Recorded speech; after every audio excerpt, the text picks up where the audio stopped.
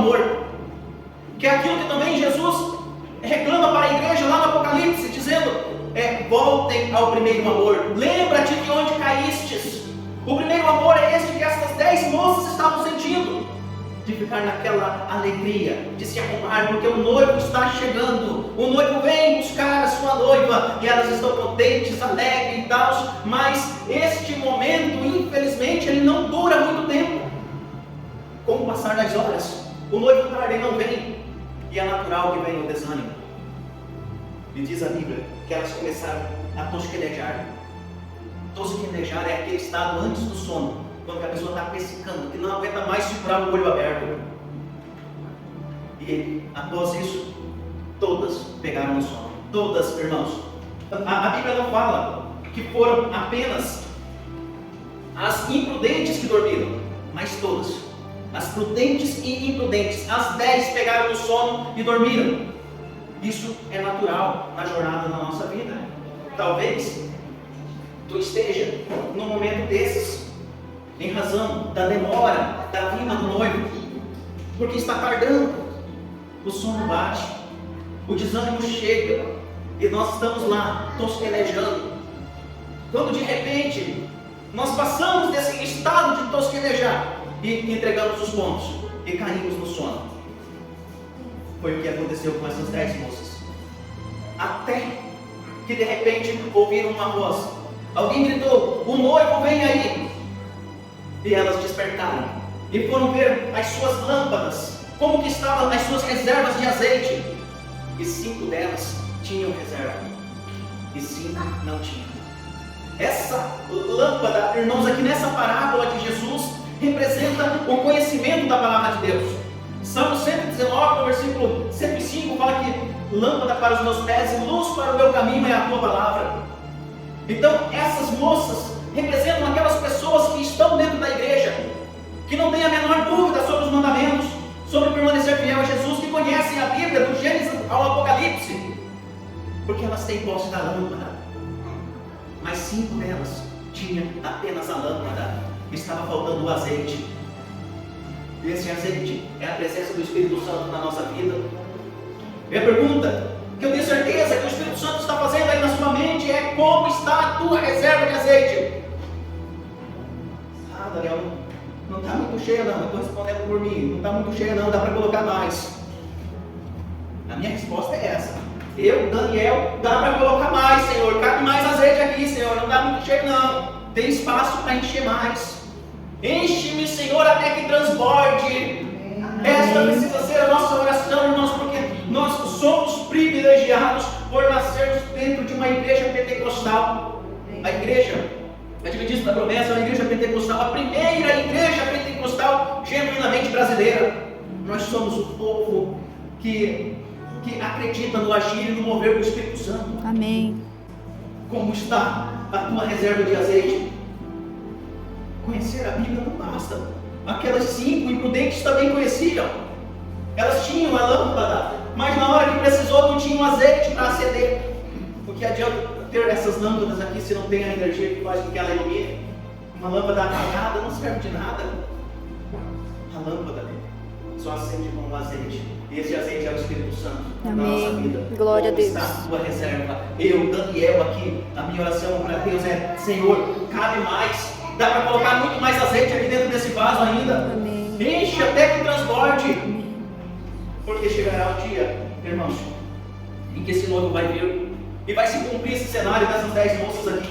E hoje eu vou partir para a conclusão, que o nosso horário já está avançando. O que aconteceu? As 5 imprudentes foram pedir para as outras: dá um pouco do azeite de vocês aí. Não tem como, vamos buscar em quem vende. Sabe o que isso significa? Que não tem como eu salvar um outro, o próximo. A salvação é individual.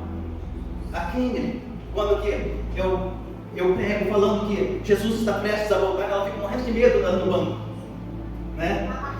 Mas não tem como eu salvá-la. A salvação dela é individual. O pai não pode salvar o filho, e nem o filho pode salvar o pai. Ela precisa ter a reserva própria de azeite dela. E eu preciso ter a minha própria reserva de azeite. Porque alguém gritou: o noivo vem aí. E daí? Eu tenho tenho a lâmpada, mas não tenho o azeite. Quando elas saíram, o noivo veio e entrou com as que tinham um azeite e fechou a porta. Falando ali, as que estavam preparadas entraram com ele para as bodas e fechou-se a porta. E depois chegaram também as outras virgens, dizendo: Senhor, Senhor, abre-nos a porta. Não é algo semelhante aos dias de Noé? Quando que Noé também entra na arca e o Senhor fecha a porta, e os outros que ficavam do lado de fora, não tinha mais o que fazer. A Bíblia não diz, não tem um versículo na Bíblia dizendo que eles foram lá bater na porta da arca. Mas, provavelmente, talvez foram, né? A Bíblia não diz. Mas dessas moças falam que fechando a porta, elas foram bater na porta do noivo, e o noivo disse: eu não as conheço.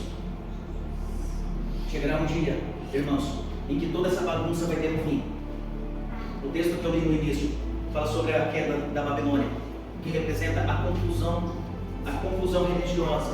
Toda essa bagunça que tem, de que ninguém não entende nada às vezes. Não sabemos nem o que está acontecendo.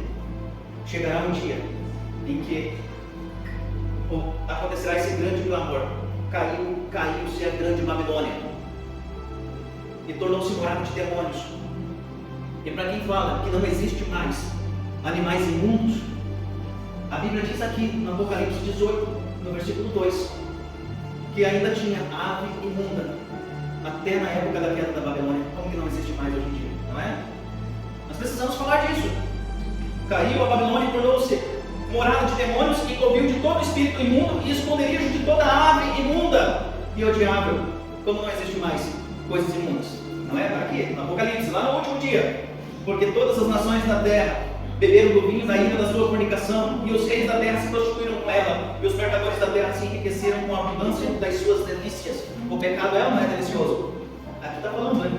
Eles se enriqueceram com a abundância das suas delícias, os prazeres carnais, os prazeres mundanos. Mas ele mandou ouvir uma outra voz do céu que dizia: sai dela, povo meu, para que não seja participante dos seus pecados, e nem incorras nas suas pragas. Deus tem dentro da sua igreja invisível. Lembra que eu falei da igreja visível? Somos nós aqui. E tem a igreja invisível. Essa igreja invisível vai além da placa adventista da promessa. Jesus fala, ele mesmo fala: eu tenho outras ovelhas que não estão nesse rebanho ainda. E aqui, Apocalipse 18, versículo 4, ele faz um clamor para estas ovelhas de outros rebanhos que estão lá na Babilônia, que estão lá se contaminando com as suas imundícies, com o pecado, com a prostituição doutrinária. Jesus está dizendo: saia dela, povo meu, para que você não seja participante desses pecados, e que as consequências, para que você não incorra nas suas pragas. Quais são as características que o povo de Deus precisa ter? E que a grande Babilônia não prega, irmãos, não fala sobre isso. Obediência aos mandamentos. E glória a Deus que nós estamos em uma denominação que crê na guarda dos mandamentos. Amém. Nós não tiramos o quarto mandamento fora. Nós acreditamos que o sábado faz parte do decálogo e está lá e precisa ser observado como um dia de guarda. Não tiramos fora. Nós não tiramos fora a abstinência de coisas imundas. A Bíblia diz que na volta de Jesus, na queda da Babilônia, ainda teriam aves imundas. Obediência aos mandamentos. Aqui estão os que guardam os mandamentos de Deus. Perseveraram firme na tribulação, ainda que a figueira não floresça, ainda que eu esteja passando por tudo isso, eu escolho permanecer firme e fiel a Jesus. Que Deus abençoe, irmãos, vamos rezar em coração.